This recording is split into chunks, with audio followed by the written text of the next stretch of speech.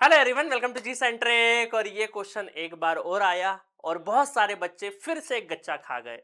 मैंने गेट 2026 के पहले भी ये क्वेश्चन पावर इलेक्ट्रॉनिक्स में दो क्वेश्चन इस तरीके के करवाए थे कि बेटा इस तरह के क्वेश्चन आए तो प्लीज अलर्ट होना।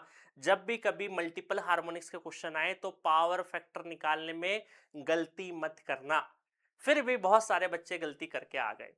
तो जी इंटू एफ डी एफ ढूंढते रहे कि सर कन्वर्टर है, बट उन्होंने चालाकी से जी इंटू एफ डी एफ वाला क्वेश्चन नहीं दे के प्योरली आपको लोड के अक्रॉस दिया, बट मल्टीपल फ्रीक्वेंसी के साथ में दिया। और मैंने आपको क्लियरली नेटवर्क थ्योरी के मेरे लेक्चर में जाके देखिएगा, पावर फैक्टर के मैंने 4 फॉर्मूले बताए, R by Z, G by Y, voltage angle between voltage and current, and दूसरा पी बाई एस। और मैंने बताया शुरू के जो 3 है वो सिंगल फ्रीक्वेंसी के लिए है, और आखिरी वाला जो है कॉस फाई, वो क्या है, cos phi P by S that is applicable for single and also multiple frequency। Single frequency और मल्टीपल फ्रीक्वेंसी दोनों जब आ जाए, मल्टीपल फ्रीक्वेंसी आ जाए तो इससे कर सकते हैं, और सिंगल फ्रीक्वेंसी के भी कर सकते हैं इससे। तो मल्टीपल फ्रीक्वेंसी का जब भी क्वेश्चन आए तो P by S से आपको जाना है। ठीक है, अब P by S से चलो यहां तक भी बहुत सारे बच्चों को क्लियर हो गया कि सर P by S से ही करेंगे, बट P by S में भी गड़बड़ कर दी। P by S में देखिए एक्टिव पावर ऑलवेज कहां पे कैलकुलेट होता है, फंडामेंटल के लिए। किसके लिए होता है, fundamental. Fundamental active power responsible for fundamental component only.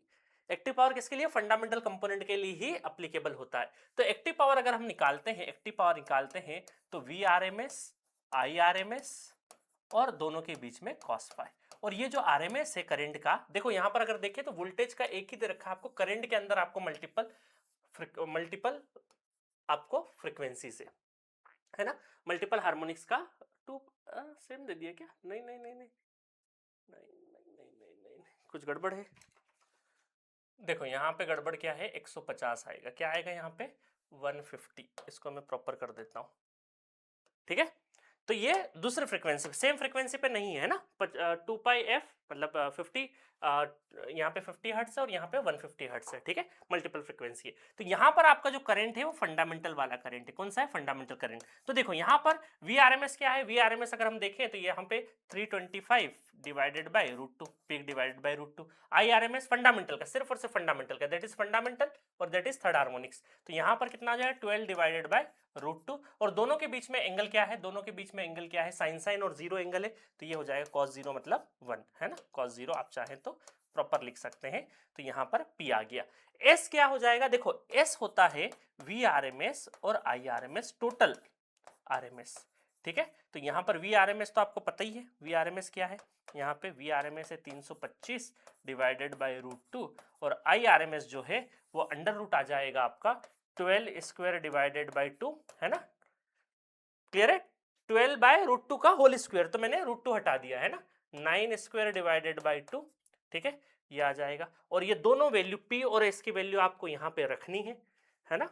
तो यहाँ 325 डिवाइड बाई रूट टू, 325, ये तो डायरेक्टली कैंसिल आउट हो जाएगा, इसमें से भी कुछ रहेगा, 225 आएगा तो 15 बाहर आ जाएगा। तो यहाँ से जब आप पूरा यहाँ पे रखोगे, सारी वैल्यू को जब यहाँ पे रखोगे तो ये आ जाएगा 0.8 आ जाएगा। बहुत सारे लोग यूनिटी पावर फैक्टर लगा के आ गए क्योंकि उन्होंने सिर्फ और सिर्फ ये फंडामेंटल का देखा। तो 0.8 B is the correct answer, B is the correct answer, ठीक है। तो इस तरह के क्वेश्चंस आपको, देखो एक्टिव पावर, ये मैंने पावर इलेक्ट्रॉनिक्स में भी, इन्वर्टर में भी 2-3 क्वेश्चंस करवाए एक्टिव पावर के, कि जब भी हम एक्टिव पावर निकालते हैं तो एक्टिव पावर के लिए सिर्फ और सिर्फ फंडामेंटल कंपोनेंट रिस्पॉन्सिबल होता है, ठीक है। और एस के लिए क्या है, क्योंकि अपरेंट पावर टोटल पावर है, तो V R M S I R M S के सारे फ्रीक्वेंसीज के हम लोग लेते हैं, ठीक है, इस चीज का ध्यान रखना।